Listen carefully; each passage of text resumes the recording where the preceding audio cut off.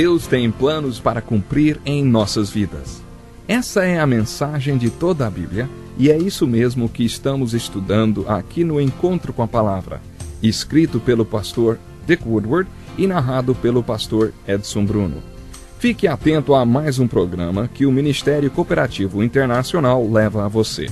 Com você agora, pastor Edson Bruno.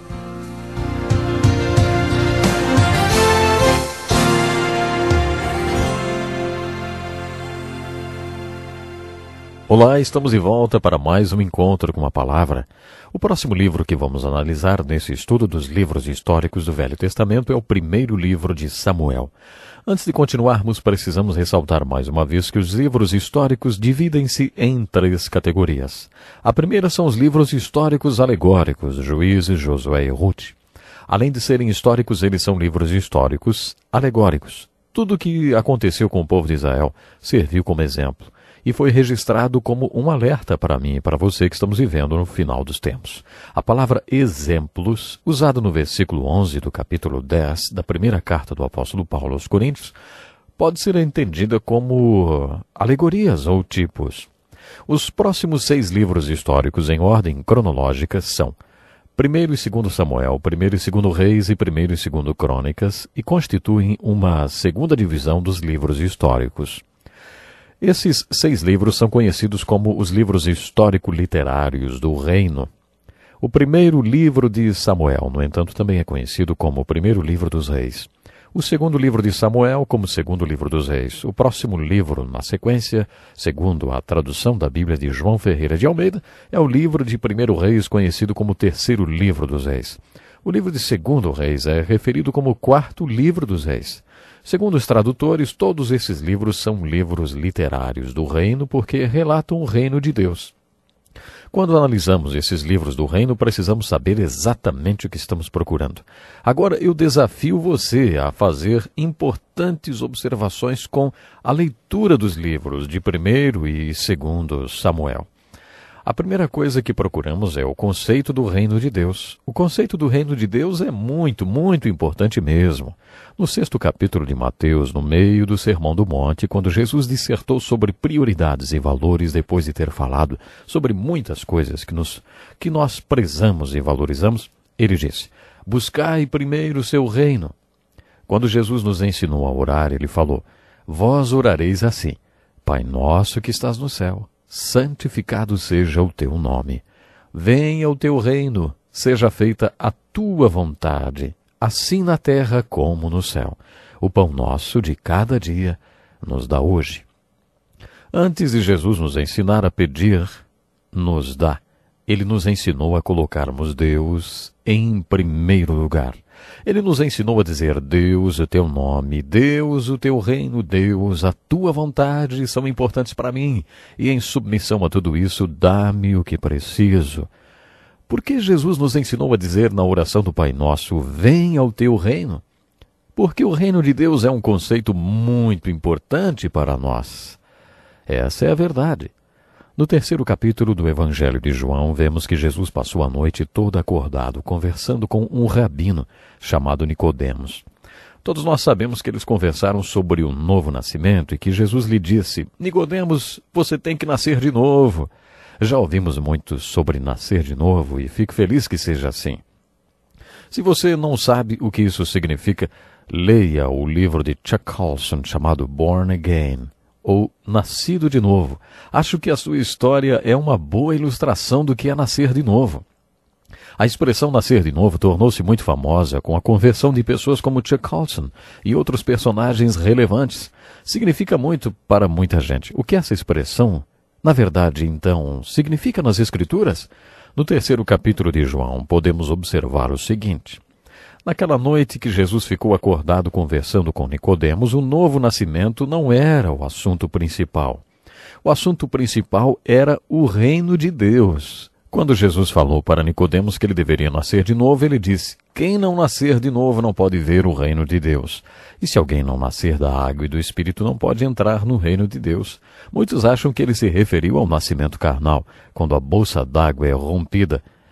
Mas Jesus se referiu ao espiritual. Ele diz: não pode entrar no reino de Deus. Jesus explicou para Nicodemos que o nascimento em si não era o objetivo final. O novo nascimento era um meio de se chegar a um fim. O fim era o reino de Deus. Você percebe como o conceito do reino de Deus é importante nas Escrituras? O que significa o reino de Deus? Nesses livros históricos do Velho Testamento, 1º e 2º Samuel, 1º e 2º Reis e 1º e 2º Crônicas, você aprenderá o que a Bíblia quer dizer quando faz referência ao reino de Deus. Para refrescar a sua memória, eu gostaria de relembrar algumas ilustrações já vistas. Quando iniciamos nosso estudo dos livros históricos, dei uma explicação geral sobre a história do povo de Deus. Quando vimos que os filhos de Israel tinham uma liderança de acordo com a vontade de Deus, mas preferiram uma liderança conforme a sua vontade, eu disse, o que Deus realmente queria para esse povo era uma teocracia, que significa Deus governando o povo. Tudo o que se precisava para uma teocracia era de um profeta, sacerdote como Moisés ou Samuel. Quando ele subia ao topo da montanha para interceder junto a Deus pelo povo, ele era o sacerdote. Quando ele descia da montanha com as palavras de Deus para o povo, ele era o profeta. Era isso que Deus queria. No primeiro livro de Samuel, ele tem a posição de líder, um profeta sacerdote. Ele fazia a mesma coisa que Moisés. Um dia o povo falou para Samuel, Samuel, nós não queremos mais esse tipo de governo, sabe? Nós não queremos mais que Deus seja o nosso rei. Nós queremos um rei como os outros povos têm. Samuel ficou muito chateado. Observe que ele ficou muito perturbado. Quando Samuel buscou a Deus, Deus lhe falou, Samuel, não leve isso para o lado pessoal. Eles não estão rejeitando você, eles estão rejeitando a mim. Sou eu que eles não querem mais. Eles não querem mais que eu seja o rei deles. Sou eu que estou sendo rejeitado, não você. Por isso, não leve para o lado pessoal, não. Foi assim que Deus reagiu. Quando Deus os estava alimentando sobrenaturalmente com o maná no deserto, eles disseram que queriam carne. Então Deus disse, está bem, vocês vão ter carne. Não por um dia nem dois, mas todos os dias. Vocês podem comer carne todos os dias, meses e anos, até que saia pelos narizes o que vocês estão comendo, até que vocês enjoem. É isso que vocês querem? É isso que vocês terão. É assim que Deus faz. No Salmo 37, Deus nos promete dar os desejos do nosso coração. Isso pode ser tanto um desafio quanto uma promessa. Quais são os desejos do seu coração? Não importa quais sejam. Você pode tê-los satisfeitos. Sobre o fato de Deus ter dado carne no deserto, o salmista comentou, lhes satisfez o desejo, mas fez definhar as suas almas. Quando quiseram um rei, Deus fez a mesma coisa. Ele disse, vejam bem, nos meus planos eu seria o rei de vocês, mas vocês querem do seu jeito. Então Samuel, dê a eles os reis que eles querem. É por isso que em algumas edições da Bíblia, os livros 1º e 2º Samuel são chamados de 1º e 2º Reis, e os livros 1º e 2º Reis são chamados de 3º e 4º Reis. As crônicas são uma repetição do mesmo período da história. Esses 6 livros são sobre os reis que eles tanto quiseram e por isso são chamados de livros histórico-literários do reino. O primeiro rei foi um homem chamado Saul. Samuel teve o prazer de contratar o primeiro rei. Você já contratou um rei? Deve ser divertido, não? Bom, Samuel teve o privilégio de contratar e ungir o primeiro rei de Israel. Logo vemos que foi mais difícil para Deus trabalhar com esse rei do que com os profetas sacerdotes Moisés e Samuel. Moisés e Samuel faziam exatamente o que Deus ordenava. Mas o rei Saul desobedeceu a Deus. E quando Saul desobedece, Deus já não podia mais trabalhar através dele. Samuel, portanto, teve o prazer de despedir o primeiro rei de Israel. Deus disse, despeça-o, porque se ele não faz o que eu mando fazer, não posso trabalhar através dele. Por isso que o rei seguinte foi um homem segundo o coração de Deus, e que fez a vontade de Deus. Quando Samuel despediu Saul, disse, Deus tirou o reino das tuas mãos e dará um homem segundo o seu coração, e que fará a sua vontade. Se um homem fizer a vontade de Deus, Deus pode trabalhar através dele. Deus pode trabalhar através de um rei desse tipo. Quer o rei fosse desobediente ou obediente, o profeta sacerdote estava sempre em cena. Ele ficava só um pouco fora. Se o rei não obedecesse a Deus, o profeta sacerdote entrava em cena e transmitia-lhe a palavra e a vontade de Deus. Ele dizia, é melhor você fazer o que Deus quer ou trará problemas para você e para todo o povo. Isso aconteceu durante toda a história do reino. Davi foi o melhor rei que Israel teve. Ele era um rei obediente que queria cumprir plenamente a vontade de Deus. Deus realmente trabalhou através de Davi. O seu reino foi sucedido por Salomão. A princípio parecia que ele seria um tipo de homem que Deus poderia usar. Mas logo no começo do seu reinado, Salomão afastou-se de Deus.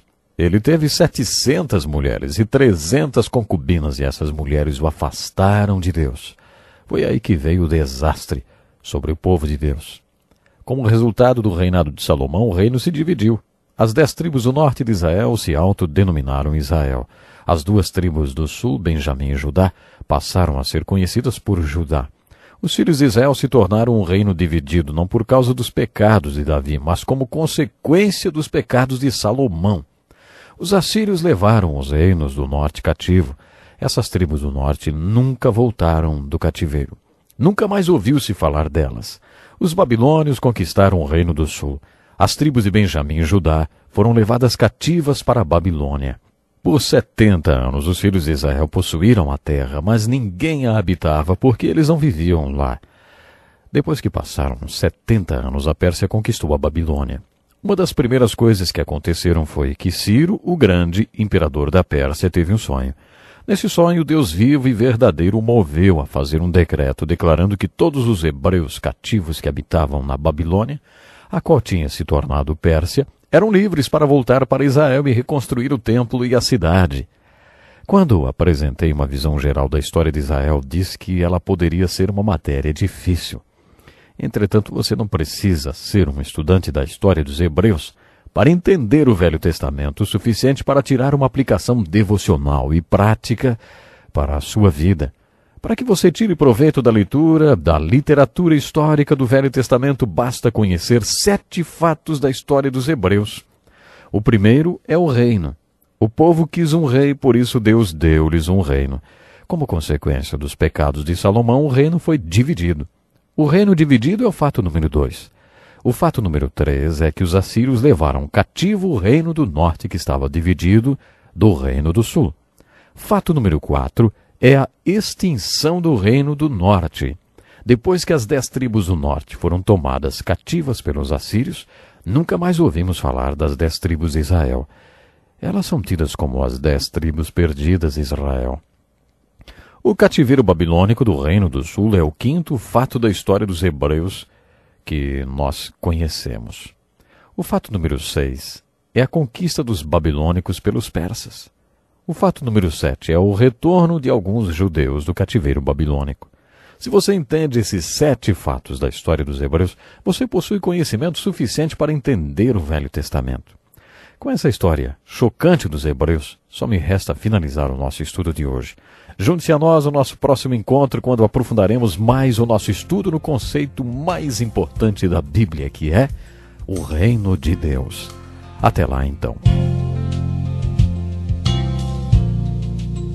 Que lição importantíssima. Obrigado, Pastor Edson Bruno. Prezado ouvinte, coloque em prática o que você ouviu aqui. Sem dúvida, sua vida será grandemente abençoada. Este é um estudo escrito pelo Dr. Dick Woodward, na voz do Pastor Edson Bruno. Escreva-nos e solicite o material. Nosso endereço é Encontro com a Palavra, Caixa Postal 2011, CEP 89201-970, Joinville, Santa Catarina. Até o nosso próximo encontro com a Palavra.